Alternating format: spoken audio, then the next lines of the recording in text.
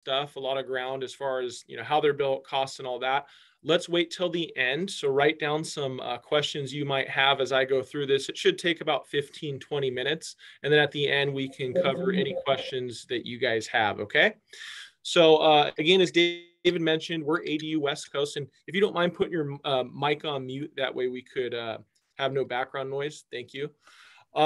My name's Cameron. I live here in Long Beach, and our company is from Seal Beach right here. So we are a full service design build as far as doing all the architectural plans that's needed. We do all the engineering that's needed. We go to the city on your behalf and pull your permits, and we also manage the entire construction. So it's a one-stop shop. We're different than a lot of other companies that are doing ADUs. So today, I'll kind of go over the overview of what I'm going to cover.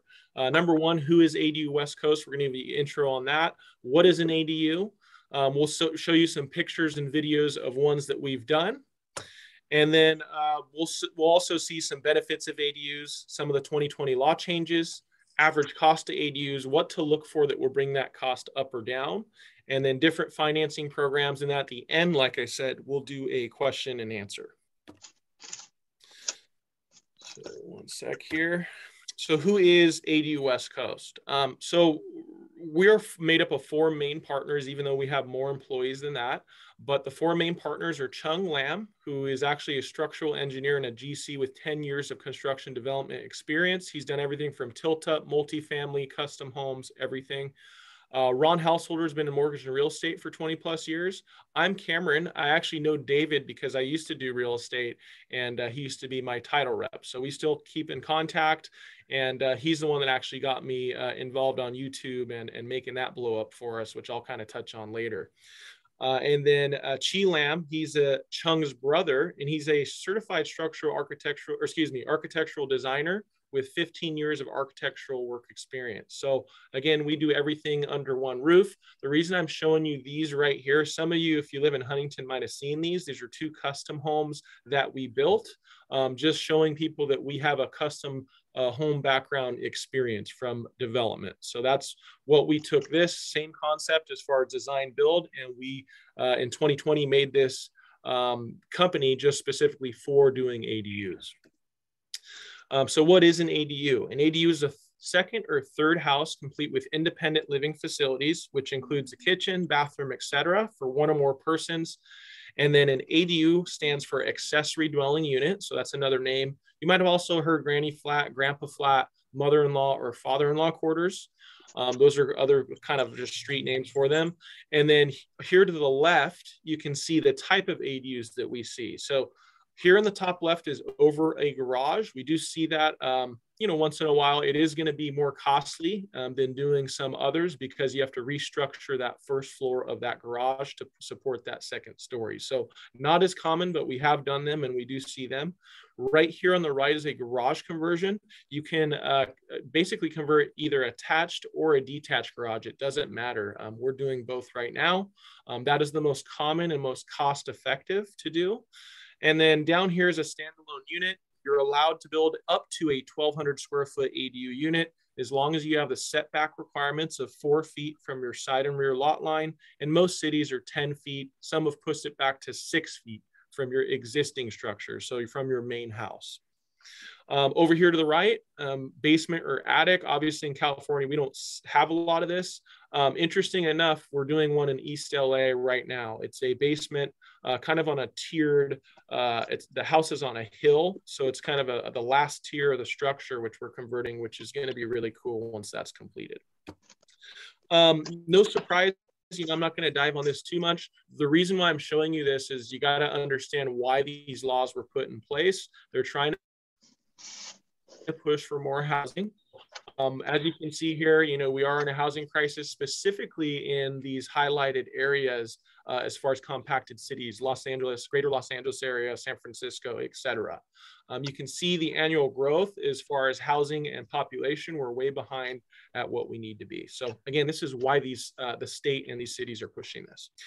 Here are some pictures of ADUs we've done. This was a garage before. This is actually attached to a garage. It's the same size as your standard garage, which is about 400 square feet. You'll see a video later of a walkthrough of what that looks like. All our units come, you know, brand new like this, new flooring, shaker cabinets. You know, we always like to build out a stackable washer and dryer. We think that's key. Oops, sorry. Let's go to the next one. So what else can ADUs be used for? You know, remember while I'm going through this, in order to get permitted, it needs a full kitchen and a bathroom. So here we've seen elderly care, we've seen music studio, office space is big right now. A lot of people are building this as kind of an open concept studio space that's kind of a flex space where they can rent it out later on or move someone back later on. Workout, yoga studio, art space, guest house, entertainment, or income property. The most we see is moving family members back, so elder care or, you know, younger adults, as well as making income and renting it out. Some of the benefits. So ADUs can provide a source of income for homeowners. What we see on average for your standard garage, like I said, is anywhere from 325 to 400 square feet. And we're seeing about 1,800 plus average in the LA OC area for that size of unit.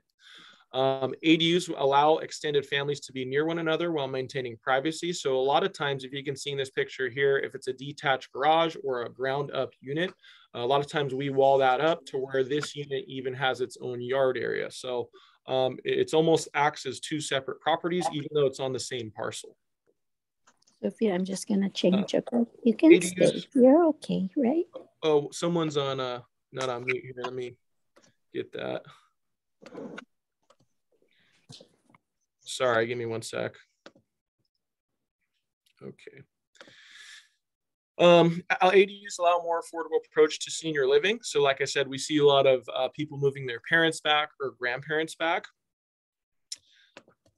ADUs give the homeowner increase in property value. This is a big question I get. So it is new livable square footage. It is a new bath and a new bedroom. So it does count as far as property value. The big question is how much. There's no set equation on that.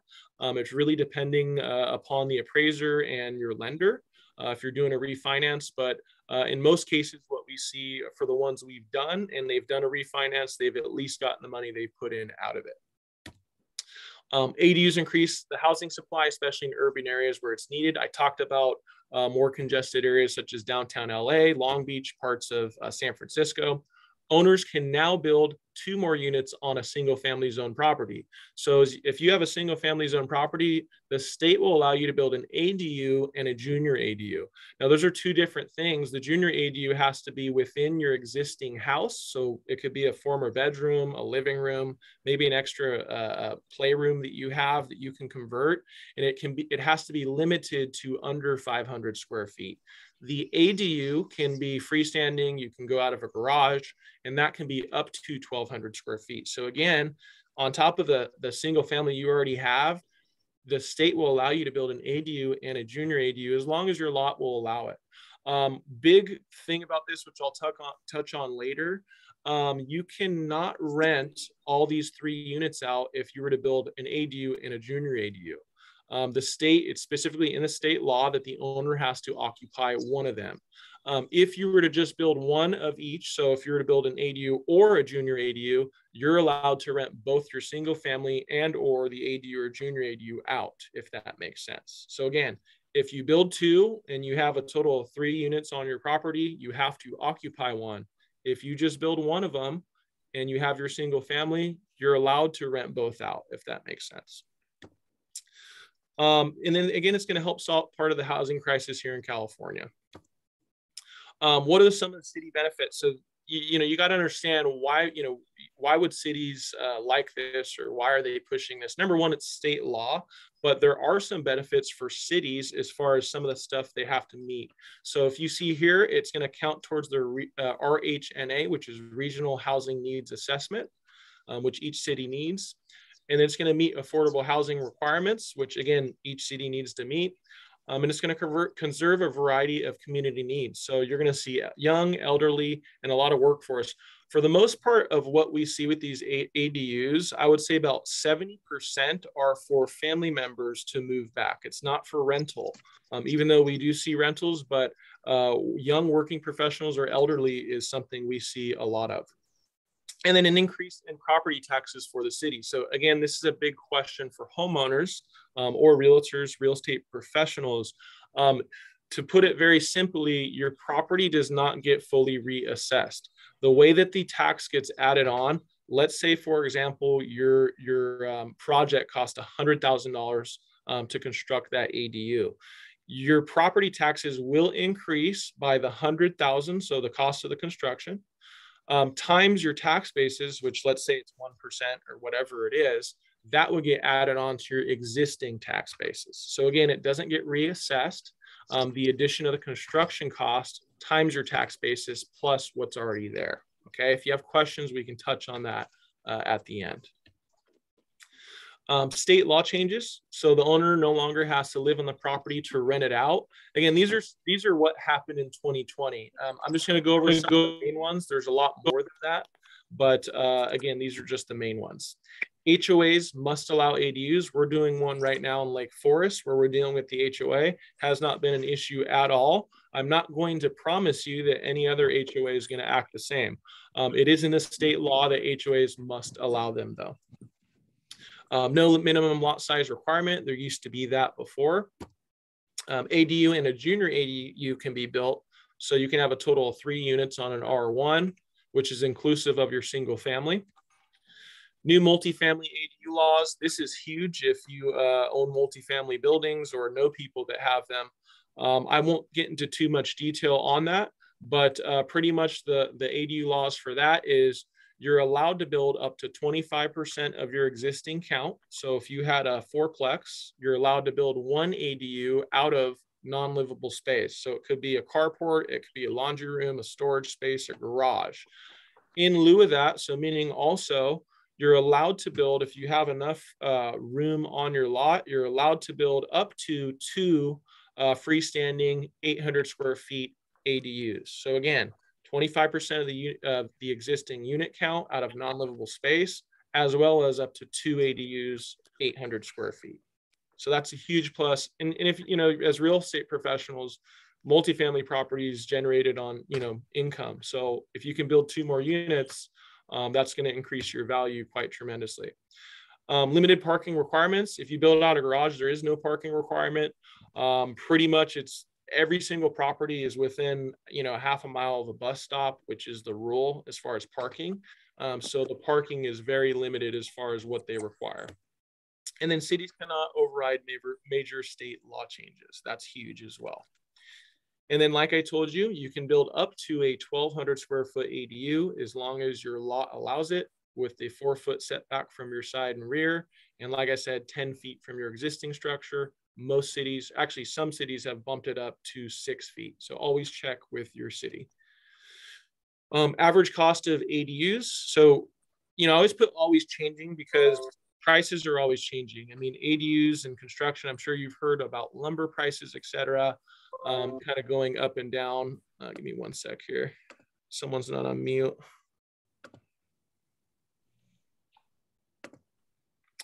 I'm sure you heard about lumber pricing going up and down. So as I told you, it's always changing. The garage conversion, I'll just go by unit, and because people always ask me, what's your price per square foot? It's a very subjective answer because it's a very broad question. These units we're building range in size. Some are 300 square feet, some are 1,200 square feet. You know, some are 2-story, some are in a garage, some are ground up. So I always tell people, here's what we're seeing as far as total all-in costs once you're completed. So for a garage conversion, whether it's attached or detached, it's somewhere going to be plus or minus around the 110,000 once everything's said and done. And again, this is about your standard 2-car garage, which is 325 to 400 square feet. A ground up of the same size would be around 145, give or take.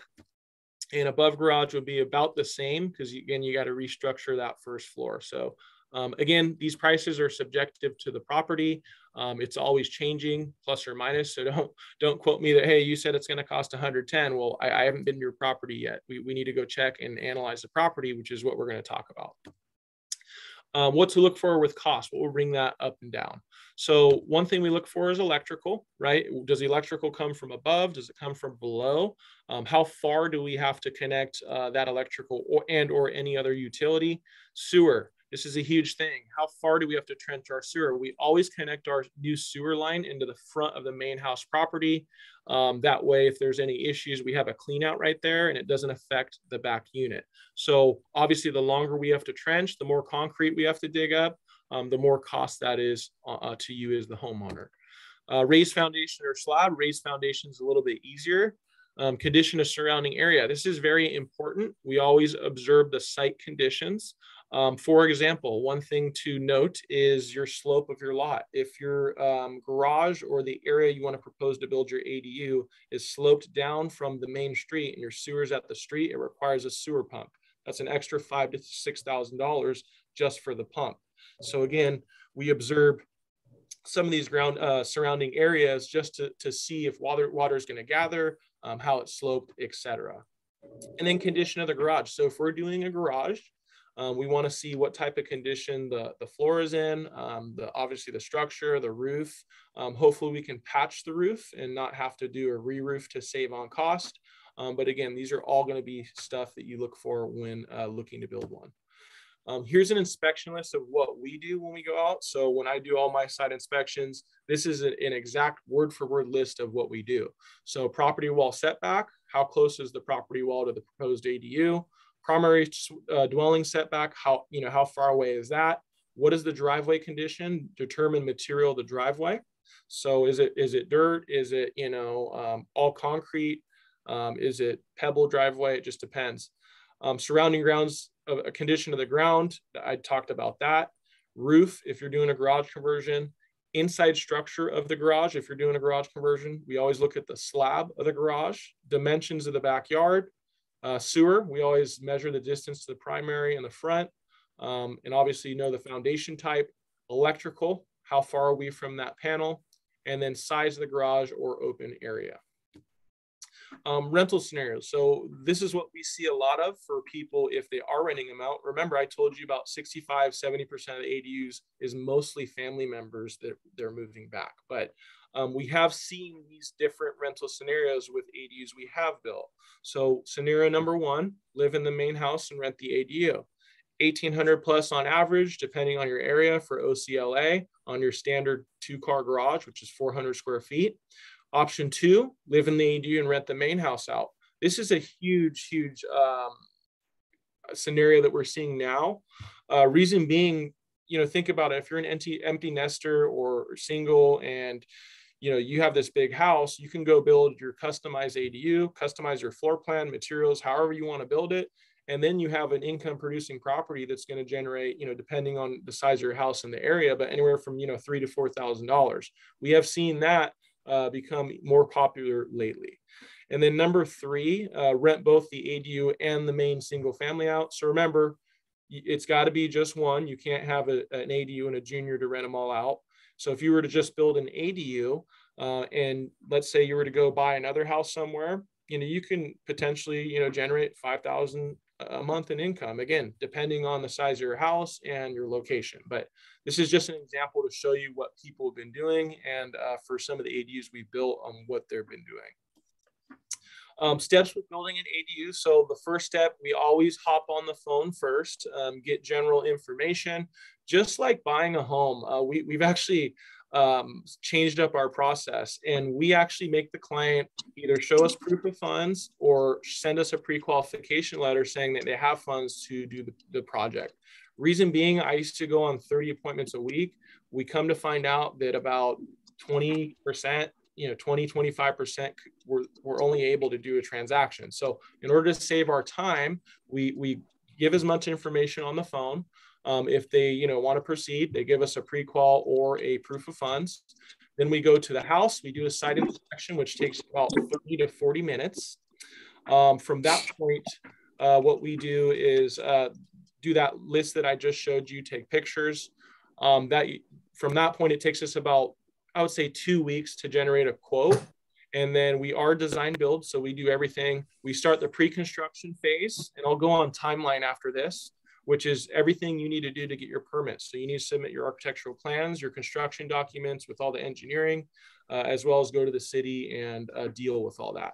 Once that's done, you start construction. And then after that's complete, you can start renting it out, or you could move a family member back, whatever you want to do with that. Timeline. So again, subjective for every property in every city. It's not, you know, a finite answer. It's just an average to show you what to expect. Garage conversions are going to be about 10 months plus or minus. Pre-construction is going to be about 4 months plus or minus. Construction is going to be about 6 months plus or minus. Ground up would be about 12 months, give or take. Pre-construction is about the same. And then the construction portion is about 7+ months, depending on the size of the project. Here's some basic floor plans so we can kind of show you what, you know, we have on our website, we have a bunch of different floor plans you can look at. But these are just for your basic, you know, 300 square feet or 400 square feet garage, just to show you. We do have pre-engineered plans. These are plans that we've used already in the city of Long Beach, LA. We can use these plans throughout California. You do still have to submit, but the positive of this, let me mute that.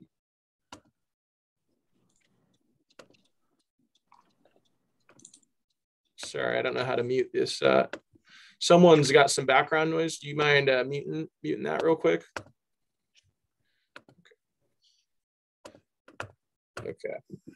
So sorry, I got to go back here. So yeah, I was on the pre-engineered plans. Again, we have multiple plans that we've been approved throughout California. So you can use these in your city. We'll submit it on your behalf, but it's going to save on time and save on money. Again, that's on our website. Here's an ADU garage conversion video walkthrough. So this is one we finished in Altadena. It's 400 square feet. And you can see kind of the quality work and everything we do. We designed and built this. This is built behind an attached, or excuse me, this is attached to the detached garage. So there was a detached garage that was 400 square feet. We redid the garage to accommodate the Tesla charger and all that. And then we built this behind the garage, which is attached. You can see right here is a hookup for your washer and dryer. We always put that in our units.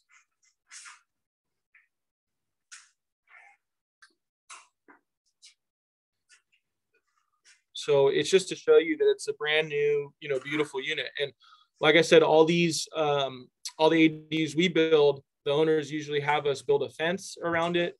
That way they can have their own yard area because it's just a lot nicer living space if you have your own yard. So again, that's a walkthrough of one we've done.